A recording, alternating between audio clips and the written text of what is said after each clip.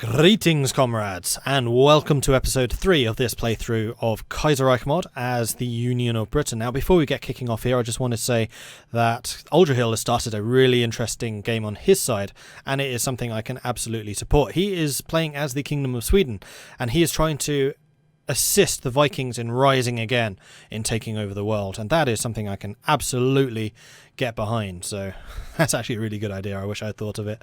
But yeah, that looks really interesting. Anyway, this is the Union of Britain, and we have to continue spreading our communist egalitarian love across the world. Pacific states of America have declared war on the United States. That is something they don't always do, and I'm happy they do, because that's going to relieve some pressure from the American Union states, and more importantly, the combined syndicates of America. So Union State have a small army, 7 divisions, tiny industry, but a big navy.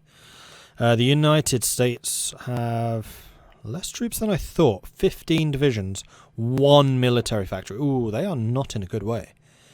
And a lot of civilian. So that's what, 43 or so?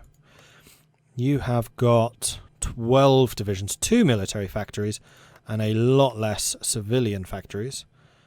So you are currently undergoing industrial effort. Okay, these are just vanilla trees, so there's no difference there. And then you have 15 divisions, 5 military factories, and 9 civilians. So you have the most industrialized militarily, and you probably have the most troops, except maybe for the United States, but they'll be fighting on 3 fronts.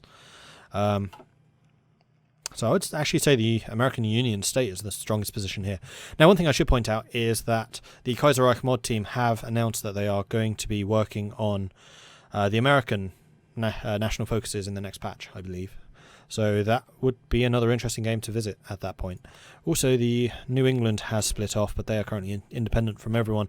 They may well join the Dominion of Canada. I've seen that happen before, and in fact that is what happened in my game as Canada. Democracy prevails. As the armed forces declared their support for the old Filipino government, the rebellious units quickly lost support. After one of their generals drove an armoured column towards downtown Manila, the syndicalists officially surrendered, ending the threat of left-wing... Oh, what?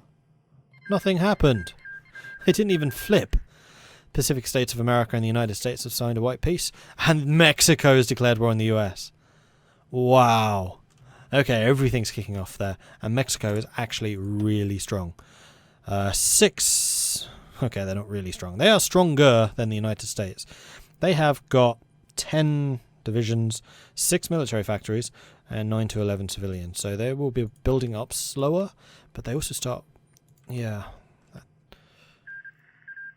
Oh, really? Come on. You could totally have had that. I'm annoyed that the Pacific states pieced out,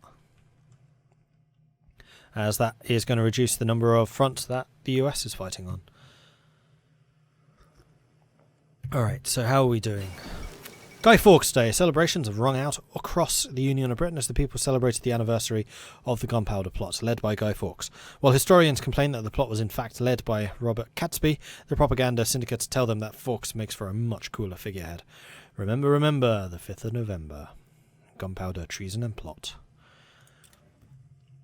And we've got synthetic oil experiments, which means we can now build synthetic refineries, which is magnificent. I think I am... No, we want to use the 25% on getting the construction speed, so we're not going to get that just yet. We're going to get base strike, though.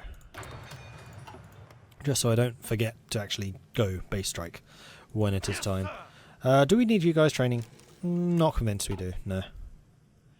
And we can reform our government, which I will do. Yeah, that sounds fine. So we can add an intel minister, which we don't currently have, which is kind of bemusing. So the totalists, decryption. Alright, yeah, we don't really need encryption and decryption right now. We can't get a theorist. We have no decisions to make. We could change our economy to early mobilization, which would increase our construction speed by 20%. What is required for partial mobilization or even war economy? One of the following must be true. Be at war or have... Nope, we just need to be at war for war economy. It doesn't matter if we're a communist nation or not. So that's something that's changed. And then partial mobilization happens at 15% world tension. And world tension has been tweaked, so that will go up more slowly than it has in the past, because it was kind of redundant just because it went up so quickly. So we can increase our industrial capacity. Oh, yeah. The Marconi Syndicate. Military factory construction speed, civilian factory construction speed. Or, yeah, that is the industrial company. Yeah, it's kind of got to be that. It's kind of got to be. So we're going to go with the industrial company here, so we can get our factories up and running more quickly. And we are already working on the West Midlands, which means I think we've already got 3 factories in Lancashire, which is awesome. We're up to 42 now. Yeah, we have got 2 more. Cool. And we're about to get the West Midlands one. Thankfully, we have really high infrastructure in all these places, so we can build those factories pretty darn quickly. One of these days, I will work out the point when it becomes useful or faster to have infrastructure versus just vanilla build speeds, because I think the vanilla build cost for a factory was 7,600, something like that. Now it's 10,000. And I know that it is worthwhile to build civilian factories all the way through to 39, so long as you then churn out military factories. Basically, it'll take between 3 and 4 years for a civilian factory to pay itself off in terms of construction time investment. So if you're at war from 39 till 43, then you will have paid it off. And then anything beyond 43 is just bonus. Military interventions. Excellent. So we can now intervene. At which point I think it would make complete sense to get military industry.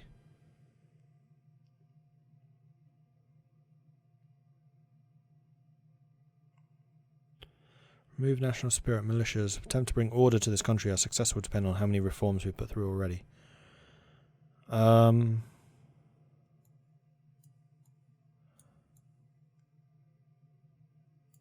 End isolation. Cost 100 political power, though. Remove not so splendid isolation. So I will check what that means in just a moment, and we're going to go for Gloucestershire military factory, so we can actually build up everything that we need. Not so splendid isolation. Send volunteers tension limit plus 25%. Justify wartime plus 75. Joint faction plus 50. Guarantee plus 50. But send volunteers plus 25, so I think it needs to be 50% world tension before we can send volunteers, which is still a ways away, so not going to happen for a while. Ooh, we can deploy some units. Magnificent. We'll put them in London, sure, why not? Blink. We have no materials for any more troops, so we're going to halt that, and we are going to add you to a new army and start you training. At which point we can then add you to the main army. Aha! Southampton class light cruisers. Fantastic. We're going to wait the 5 days until 1937 and start working on the construction tech. And we also need to look into when to get the synthetic refineries. So it is now the 1st of January, and we get this in 144 days, which is marvellous. Okay, so how much do refineries cost? 13,000. Slightly more than a regular factory. I think we probably want a couple of these in the north, but we want to improve the infrastructure before we do that. So we're going to get the infrastructure rolled out, and then we might build 2 or 3 of those, just so we can make sure that our naval production remains high. I don't think we're going to go with... I really want tanks, but that's going to cost a lot of oil. Like, the lack of resources are going to be making life a little more difficult for us, especially if we want to maintain peak efficiency. Alright, so lots of naval battles going on along here, apparently. Combined syndicates seem to be doing pretty well, though they're losing some land here in the back. New England has joined the Commonwealth. New England has joined Canada, but has not been annexed by Canada. Are they puppeted? Nope, they're just a free state. Okay, interesting. So New England has once again joined the English. And they must be purged, because they clearly should have joined the syndicates. Concentrated Industry 1, excellent. And we also got the Vickers MG and Stokes Mortar. It is 37, so let's get the factory output. The next one's not until 39. We're still getting the industrial stuff. Let's get the imported machine tools. And another military thing. For instance, field hospitals, because manpower is going to be a problem. We are Britain. We don't have the largest population ever. Soviet Russia, are you holding? I think you are. And you are rapidly building more troops. You are up to 75? Russia's down to 60? Oh yeah, Soviet Russia's fine. Absolutely fine, especially as Russian republics at war with Siberia too. Okay, we have 3 military factories. I think that we can build some more infantry equipment. Or we could start working on some carrier planes. No, not until we have the technology, because those are interwar. Those are rubbish. Or some light tanks for the light tank groups. I'd much rather the tank divisions had heavy tanks. I think we're just going to go with light infantry weapons and just continue churning those out and sending them off to support our brethren across the world who are struggling against their oppressors. We can't get this until we have central industry research. I see. And then there's a 25% conversion cost reduction. I also need to work out at what point it becomes worthwhile building civilian and then converting to military. Because standard vanilla prices, it's definitely not. But with the bonuses, it might become so at some point. I just don't know when. Okay, military industry. If you happen to know these questions, by the way, then please do let me know in the comments. Like, if anyone has worked it out and you have a link to it, let me know. That'll be super useful. Okay, industry in Cornwall. We are going to build that. What's the new Leonfeld? That just gives us potentially a new gun.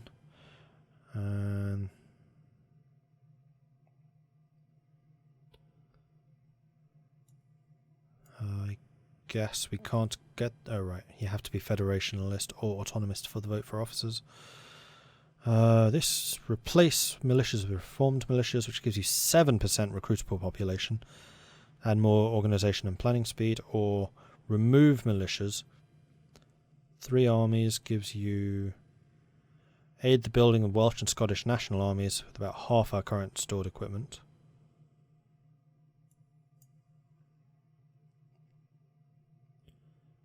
Bunch of experience. Yeah, the People's Officers Corps actually sounds a bit rubbish in comparison. Reformed militia, recruitable population 7% instead of the current, what, 3%? That's really strong. And the planning speed as well.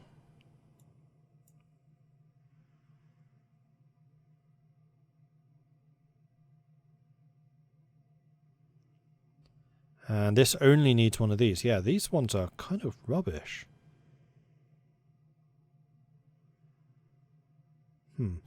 Our popularity is rising due to his popular policies. One of our loyal ministers has managed to strengthen the ideology. With some additional influence, we could increase our popularity. I'm going to do that. It's going to put us negative, but not enough negative to drop our stability, I think. And it will increase our party popularity to average, seeing as we are now at 44%, which is actually more than the federationalists. Okay, so this drops when? Oh, wait. We were at average. Yeah, that's fine. And we will go down to low. If it goes below minus 50, it's minus 29. We're fine. A little bit risky, but I think ultimately fine. And we want just one of those. So once you've finished that battlecruiser, we're going to switch to something else. Oh yeah, I was going to check to see just how modern our ships are. Tier 1. 1. Everything is a 1. That is so many destroyers. Might need to move some of those out of the North Sea fleet. Then the Welsh fleet, tier 1, all 1s. So even though we have the technology for Ark Royals, we don't actually own any. I do wish it was possible to upgrade ships. Like, obviously it should cost you something, but you can use the hull. You can use the hull and upgrade it. But unfortunately, that doesn't seem to be possible. Okay, we are now up to 9 factories. Good, good, good. Russia is losing some people, getting separated, unless you are in the war as well. You are not. Damn it, Russia. I think Finland's joined. Yeah, Finland has indeed joined the Russian Republic with their 10 divisions, 6 military factories, 9 civilian. Military industry, Cornwall, finished. I think we might need to up the Lend-Lease to Soviet Russia.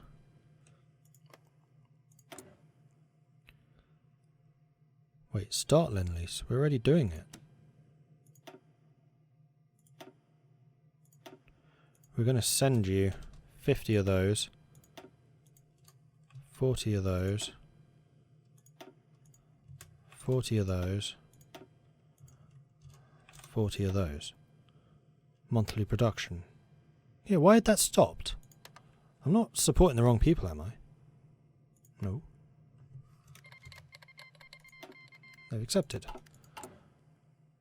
So if I go to back to Britain, and then here, diplomacy.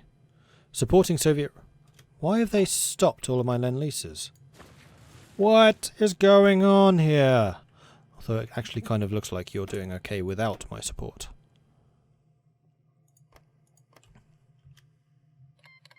Very high party popularity.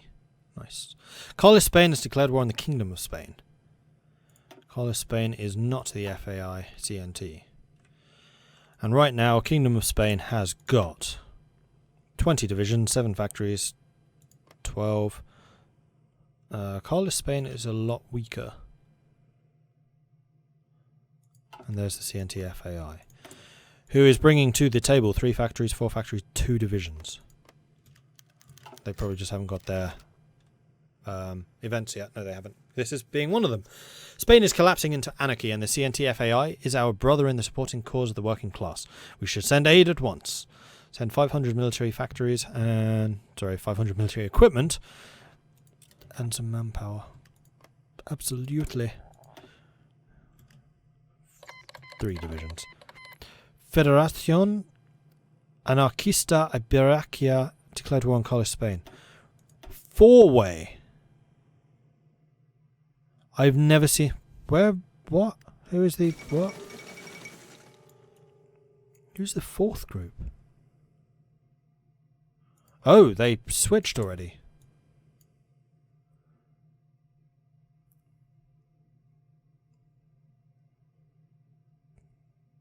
Oh, FAI stands for that. So they got rid of the CNT element, which is the syndicalist. They've gone completely radical socialist rather than syndicalist, which is somewhat disappointing because totalists are further away from radical socialists on the political spectrum, I think.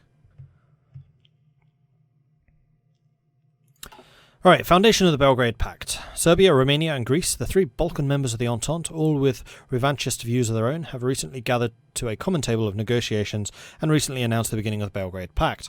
While this pact puts a lot of focus on cultural discussion and preserving Balkan identities, it also a military alliance between the participants, seemingly directed at the country separating them and holding their ancestral lands. This new development is a big thorn in Bulgarian domination of the Balkans, but only the incoming reaction of other Central Powers can determine whether it will yield any fruit.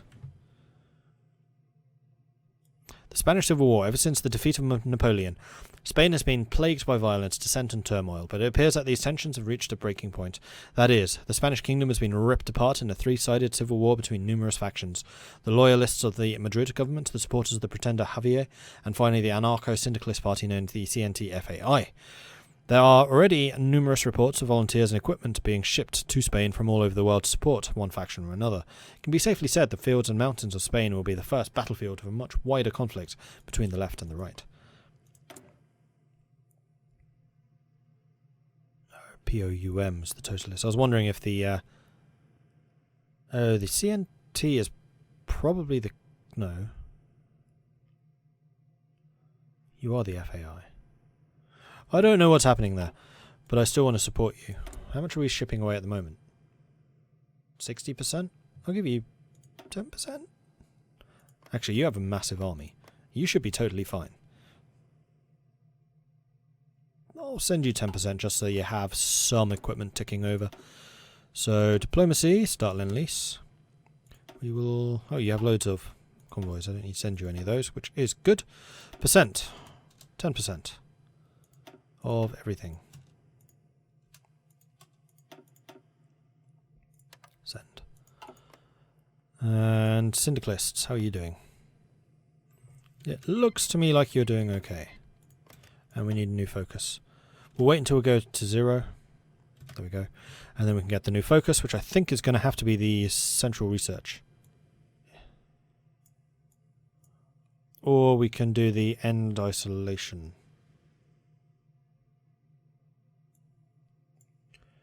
Which will... Ooh. Well, tension's actually gone down. Latest change, 0.5. Because Finland joined the offensive.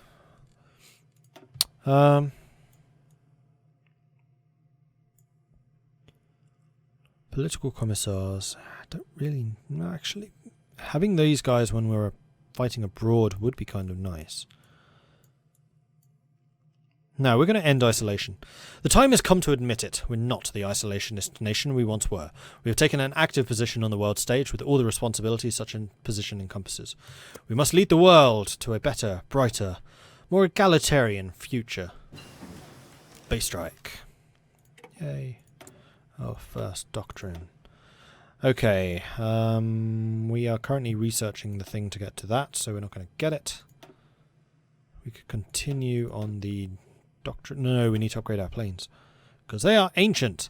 So we definitely want... Oh, we've already got Halifaxes. And swordfish. Oh, so we could have been building sharks already. Okay, so we're going to get the Hurricane and the carrier version. And we're going to reduce your production. And start producing some sharks. Except that costs oil and rubber. Alright, never mind. Keep building more guns. It's fine. Nothing to see here. Really need to get these synthetic refineries going. Okay, construction 2. Which is good. We could actually get to the next level of synthetics. Which allow us to build 2 per state rather than just the 1. That's not a huge problem.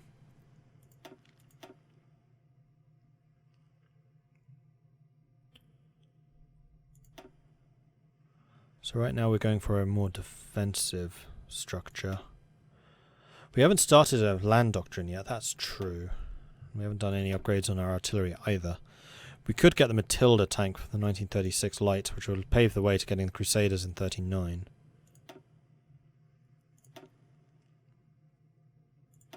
Actually, I kind of like the idea of this. So we also need the land doctrines. We need to decide which doctrine we're going for. I probably have to say Grand Battle Plan. Superior firepower, I just don't rate it. Mass assault, not for us. Mobile warfare, it's one of these two. Actually, mobile warfare could be a good one. Fast planning, it gives us manpower if we absolutely need it. And it's tank based, and we can build tanks. Quite a lot of them. We'll go medium tanks. We'll need a source of chromium though, so maybe we actually need to invade South Africa. Well, that's an interesting idea. An Africa first policy. You know what? I'm thinking we should go mobile warfare. Tanks and armor variants breakthrough. Yeah, because we're not... Grand Battle Plan's good if you're fighting defensive wars. We are not. We're going to be very offensive. Because we only have to hold Britain. And the Navy protects that. Yeah, that's what we're doing. Okay, cool. Happy with that. How are you doing? Do you need support? 1937 Spartakide. The first Spartakides opening ceremony was held in London, attended by dignitaries and athletes from around the socialist world. The British team carried the torch and the French team the hammer. And the other teams carried the pieces of the cog to the location where they were to be assembled. When placed together, they formed the international symbol of syndicalism. What a glorious day for the working man.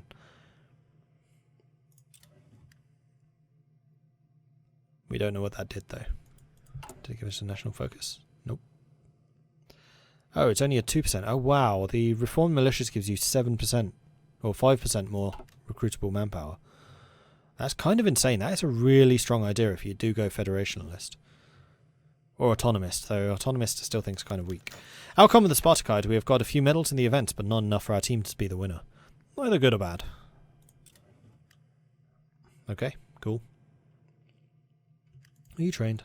You must be trained by now. You've been going for ages. You are. Right, how are we doing in terms of supply? We have enough to form another group of soldiers, I think. Another 10 divisions? Yeah, sounds reasonable. Leaves us with 80,000. End of the 1937 Spartakide. The Spartakide has ended and has been a tremendous success with a great many people enjoying the games. It was a very good move to join the Spartakide, the Olympics of the working class. Too bad it ended. No. Yeah, syndicalists. The combined syndicates are definitely expanding. And it looks like the American Union state is taking the brunt of the United States actions right now. So I don't think I need to support you. FAI seems to be winning really easily. That's probably mostly because they just have a huge army compared to the others. Oh yeah, massive. So we probably don't need to support you much anymore. And Soviet Russia seems to be fighting back. Probably in large part thanks to the silly amount of weapons we're sending them. Improved machine tools. Marvellous. Did we ever take that central industry research in the end? No, we didn't. That was a mistake. We'll get that next. Okay, so in the meantime, we're going to get the Matilda. Sounds good to me, and there we go. End isolation. And now we can get the central industry research. In order to prepare our syndicalist industry for the fight against the capitalists, we should establish a department for the central industry research. This office helps us overcome inefficiency. Damn right it does. Low manpower, yep. I am aware of that. I need to get rid of Helen Crawford.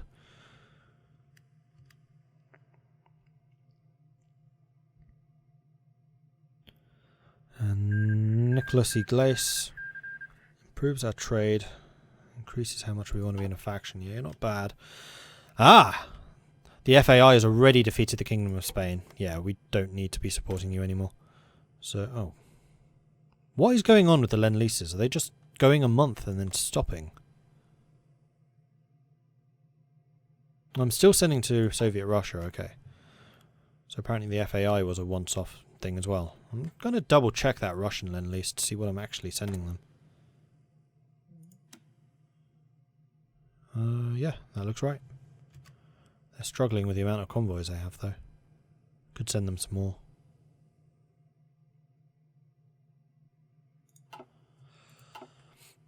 And we are big negative. We could actually go to low stability now. That's somewhat dangerous.